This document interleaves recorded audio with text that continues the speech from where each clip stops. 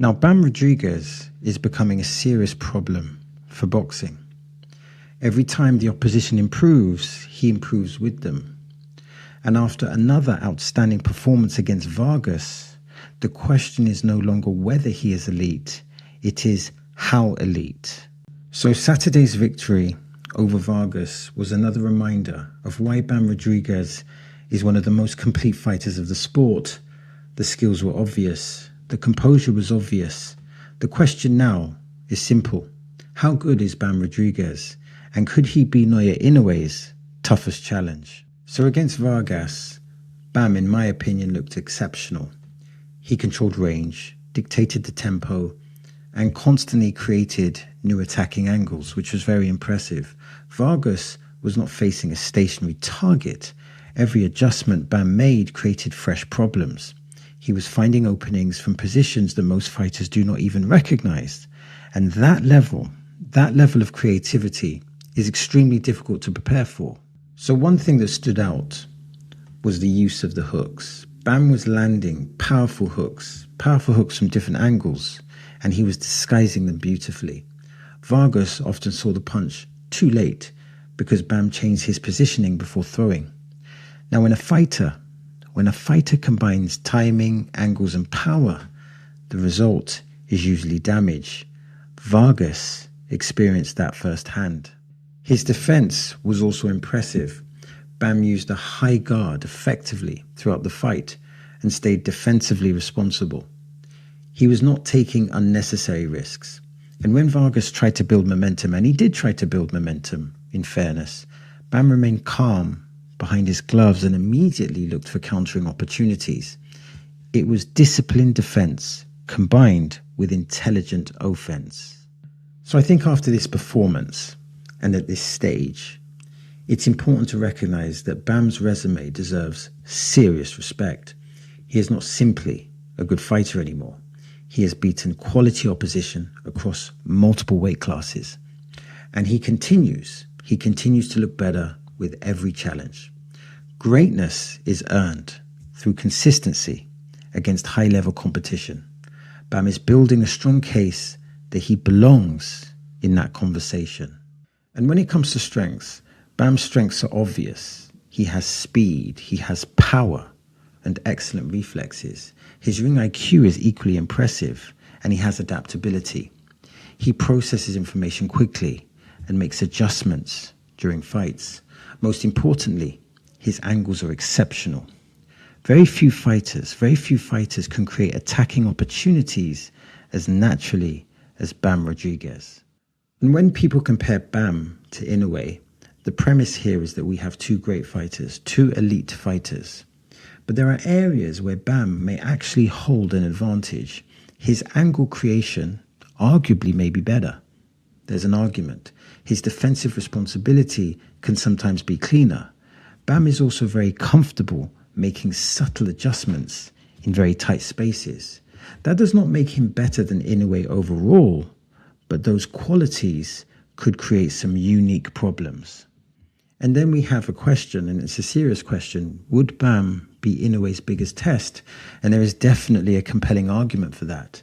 Inoue has faced punchers, he's faced boxers and pressure fighters, but Bam brings an unusual combination of intelligence, speed, and unpredictability. He does not attack from conventional positions. He forces opponents to solve problems in real time.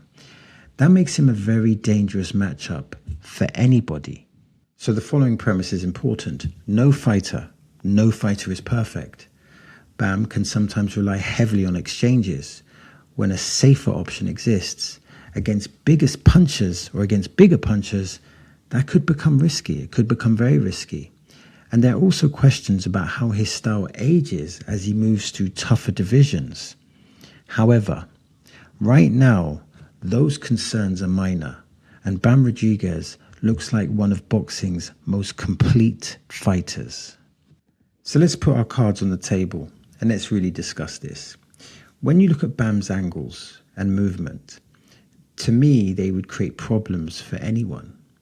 And they created major problems for Vargas. He had an issue adapting to this.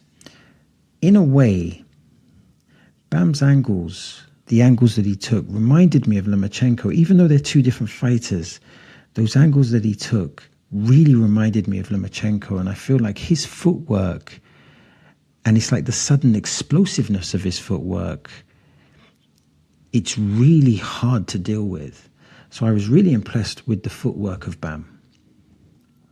Also, here's a statement: is his powerful and well-designed hooks a major weapon? And to me, they clearly are a major weapon. And the question becomes, how do you defend against this? How do you deal with those hooks? How do you defend against them? How do you counter them? Because they're short, they're powerful, and like I said, he looks like a powerful fighter, and then you see what he does to fighters, and that power translates not just in physicality, but also the viciousness of the punches.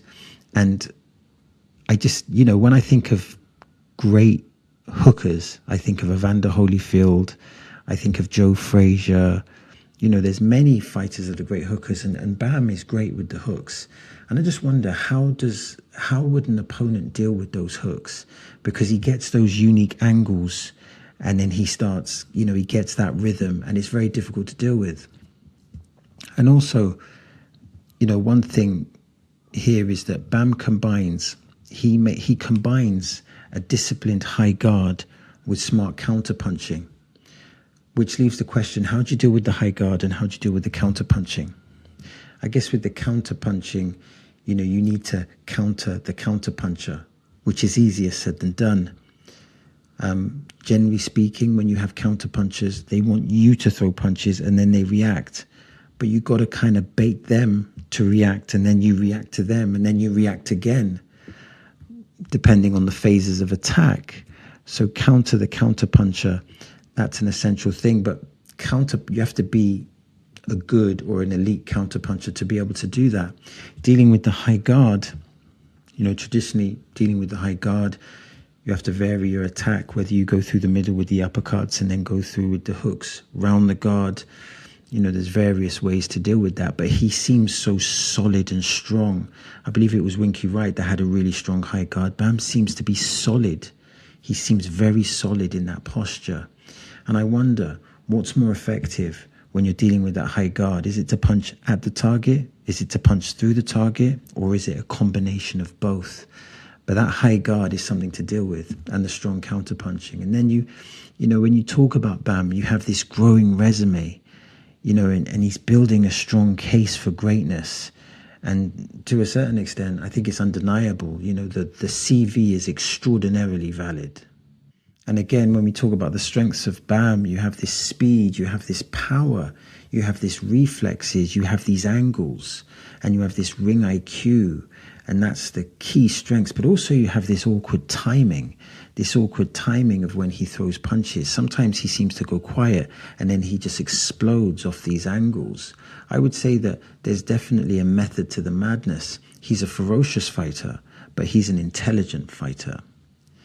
And I think when we're talking about the Inoue comparison, Bam's angles and adaptability, that may be the advantage over Inoue. That's not to say that Inoue doesn't have great angles and doesn't have great adaptability. Clearly, Inoue does have great angles and great adaptability, but this will be a great contest within those areas. And it'll be interesting to see how Inoue deals with those angles. When he tries to step off, does Inoue try to walk him into a double right hook? What solutions will Inoue bring to the Bam problem? And will Inoue be able to adapt to Bam's adaptation? I mean, it's going to be a great contest if it happens. And then when we speak about Bam, we speak about that unique skill set, particularly with the footwork, which again reminds me of Lomachenko, even though ironically he's nothing like Lomachenko. That could potentially create Inoue's toughest test. Now, we don't know if it's going to be Inoue's toughest test, and Inoue had a very tough test in his last fight. That was a really good fight against Nakatani, but this potentially could be his next toughest test. And then we ask the question, what are the weaknesses within Bam? And, boxers are humans, and humans are Homo sapiens, and Homo sapiens are mortal. But Bam has, even though humans, by default have weaknesses, Bam's weaknesses at the moment are very, very minor. And he remains, I think, one of boxing's most complete fighters. And Bam has got other things going for him as well. He's very entertaining. In this fight, he was entertaining. It was a very entertaining fight. Also, his opponent did bring some good resistance. He also has a good trainer, very good trainer. And that means that he would have an optimal boxing environment, good tactics, etc. Good trainers often bring a byproduct of good things. So you can see that, Bam has a good team or perhaps a great team, and behind great fighters are mostly great teams. From my perspective as an outsider looking in, I want to watch more footage of him. I need familiarity on those angles, those punch combinations, that ring IQ and that adaptability. Think of this. The fight with Inoue would be elite boxer versus elite boxer, but also it will be entertaining boxer versus entertaining boxer. This creates a calculation that equals a potentially sensational boxing match. So that's the end of the video. Now I'm trying to build a digital boxing community. That means I'm interested in your comments, I'm interested in your questions, and I'm interested in your observations. Now, if you want to support the channel, then simply click like and subscribe and click that hype button. And if you want to watch more content like this, then simply click here or click here. As always, thanks for your time. It is much appreciated.